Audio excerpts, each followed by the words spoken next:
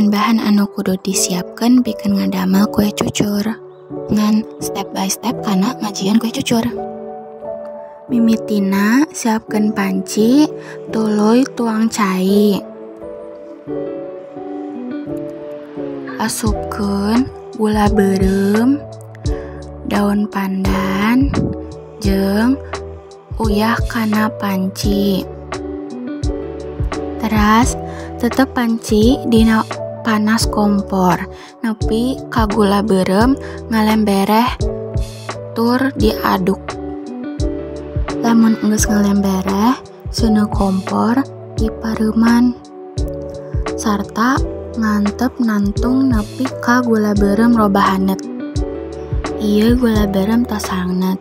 Teras dipasihan santan kara, aduk santan kara nepi ka rata jeung gula beureum. Siapkeun mangkok jeung tuang tepung kana eta. Teras tuang oge gula beureum anu tos asak kana adonan nganggo ayakan supados gula anu masih padet teu leubet kana adonan. Tuang gula beureum lalaunan dugi ka tekstur adonan ngalembereh teu ngagumpal. Campuran kue cucur kudu diaduk terus-terusan. Sangkan bisa make mixer atawa bisa diaduk secara manual oge. Aduk adonan salila 10 menit. Lamun enggeus adonan ditutupan ku lawon sarta ngantep nantung pikeun 30 menit. Siapkeun katel kanggo ngagoreng adonan nu geus disimpen. Cicikeun minyak 50 ml teu seueur teuing atanapi saalit teuing. Hurungkeun seuneu alit bae anu kanggo ngagoreng adonan. Teras goreng adonan dina katel nu minyakna panas.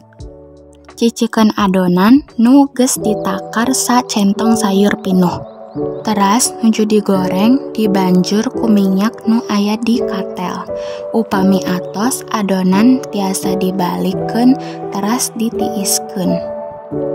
Alhamdulillah kue cucurna entos jadi. Penampilan kue cucur teh geulis pisan euy. Asa penasaran kana rasana. Kue cucurna ngeunah biasana sok didahar isuk-isuk. Abdi hoyong tuang kue cucurna heula. Hatur nuhun. Wassalamualaikum warahmatullahi wabarakatuh.